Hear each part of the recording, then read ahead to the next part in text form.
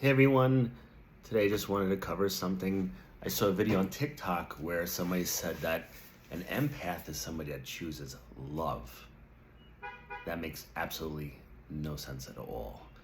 Remember, now we're getting into a point where everything's very black and white. Either you're a narcissist or you're an empath and there's no shades of gray. This is not reality. When somebody gets out of a toxic, abusive relationship, for that time period of going through their trauma, they're definitely hypervigilant, which you could consider them in a category as being a highly sensitive person. But most likely, if they're not, that won't last long once they get past their trauma and past the trauma bond, and they start to heal, and they start to get back to a point of knowing who they are, getting a sense of self again, especially when you get out of a narcissistic relationship. So somebody who put a video said that being an empath is a choice. So as a child, do you have a choice of having a personality disorder or not? Does somebody want to choose to have any cluster B personality disorder? Absolutely not. And that person said, oh, love is a choice. Love can be a choice, but it doesn't mean that you're an empath. Just because somebody's highly sensitive doesn't mean that they're an empath. I have a video about that because a narcissist is a highly sensitive person. So the same thing, when you start to look at choices, does somebody have a choice over a defense mechanism that's underdeveloped and immature, which is part of the cluster B personality spectrum and other disorders also? No, it's not a choice. They react from a place that is just innate with them. So if somebody says, if I choose love, oh, that makes me an empath. No, you could be a highly empathetic person. You could be a highly sensitive person. You could be a highly conscientious person, caring person, loving person. It doesn't equate to being an empath. And most people will say an empath comes out of some type of childhood trauma. That's totally not true. I have friends that are empaths that had amazing childhoods growing up. And I know some people who are narcissists who had amazing childhoods growing up because they happen to be born that way. So there's no gene or hereditary for an empath. There's nothing in science that says that, but there is for other mental illnesses. So nobody has a choice. So if you have a choice with your decisions that you make in this world, but if you have a personality disorder or any type of mental illness, or if you are a real empath, it wasn't a choice. You were born that way. Of course, going through things in childhood could help you develop certain things or bring out certain things, but it won't make you an empath. There's so many things that people are just talking about online now that are so confusing to people that are coming out of traumatic relationships where they go, oh, I was with a narcissist, I must be an empath because they target empaths. No, if somebody has narcissistic traits or is a narcissist, they will target people that give them the supply that they need and that they want. Remember, somebody who has a personality disorder, it's on a spectrum, and each individual is different. If you look at somebody and go, oh my God, they have such an expensive car, I'm envious of them. That's who you are, and you might want that person. Just like one of the trials that are going on with Johnny Depp and Amber Heard. So far, it seems like Amber Heard goes for a lot of people at a high status. Why? Because that helps give her something in a sense of supply. Somebody might just be with somebody for other reasons, but they're not hunting empaths. That's the easiest way to say it. It's just ridiculous. And everybody's saying, oh, everything's black and white right now. What about shades of gray? If you're just a caring person, why can't you just be that? Why is everybody labeling themselves to the point where it's just like, what are you?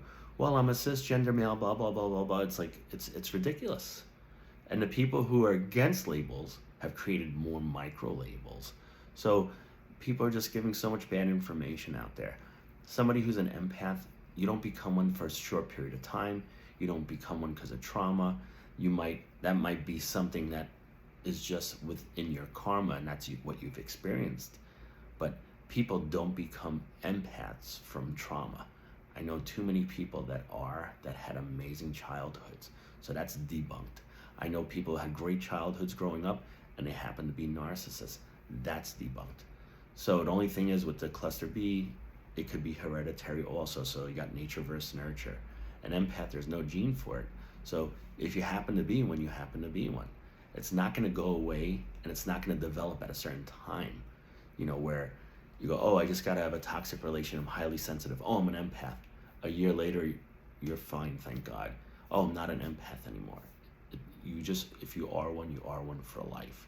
It doesn't change. The thing that happens is it's a spectrum also of awareness. So if you're a highly aware empath, you could work on things to help you deal with things more comfortably, whether it's energy or just people or crowds or whatever it may be. And this depends on your own awareness. So you could have a low level empath and a high level, and that's just their awareness and the work that they have done. Same thing, you have somebody on the spectrum of narcissism. You could be a low level narcissist of awareness where everything is just reacting to whatever you feel. And you could be a high level, which would be like a calculated psychopath. So a lot of people are just talking about things very incorrectly, and people are making fun of things too. So somebody's like, oh, you're a super empath, you're a supernova empath, you're a Hyoka empath. What's with all these labels? The people that are creating these labels have no idea what they're talking about. Because if you just look at somebody's awareness on a spectrum, that puts them either in a place of higher functioning or lower functioning if they don't. And it's that simple. Everybody's overcomplicating everything, which is really putting out a lot of disinformation and hurting a lot of people. And that's the only reason why I made this video. I went on TikTok and somebody was saying, oh, being an empath, it's a choice. It's a choice of love and loving somebody or loving people. Yeah, to love somebody and to not love somebody, it could be a choice, but that choice doesn't make you an empath. Just like somebody who has narcissistic personality disorder, they could choose love, but that won't last for long because of their innate makeup of their brain, because of their personality disorder. So there's just so much bad information out there. If you have any questions about anything, let me know. I could definitely clear it up, because it's just too much out there where everybody's riding the horse of the empath, and it's hurting a lot of them. Because the thing is, a lot of people are claiming to be one when they're not, and you don't need to be. Does somebody need to run around claiming to be, gay, or claiming to be, let's say, have autism? It's like, is that virtual signaling? If you are or you're not? No, you're born a certain way, and that's God's grace for you, because this is your karma, this is your life. This is something that you have to work with, and all those things are beautiful. Just like somebody with Down syndrome, it's like those kids seem to have, or people have, so much love in their hearts, which I don't think that's a choice. That's almost part of having Down syndrome, which is amazing, because any of the ones that I've seen, it's like they have this just abundance of love. That's not a choice. So when people start to put things out there because they're trying to be, trendy and stuff, it's not always helpful to people. Sometimes it's really hurting people. So if you don't know something because you're not, and you read about it, doesn't make you an expert on it. Just like a lot of people who are therapists and trauma coaches or trauma therapists, the ones who really understand certain type of situations are the ones that have been through it. Otherwise, it's all concepts and theoretical. So a lot of people are blowing the whole empath thing just out of proportion, and it's really hurting people, not helping people. Why is it hurting people? It's confusing people that are already confused, especially after getting out of a bad relationship. So I hope this helped a little bit. If you have any questions, leave it in the comments below. If this was helpful, please leave a like, subscribe, and we'll just keep going from here. It's just the truth will set you free.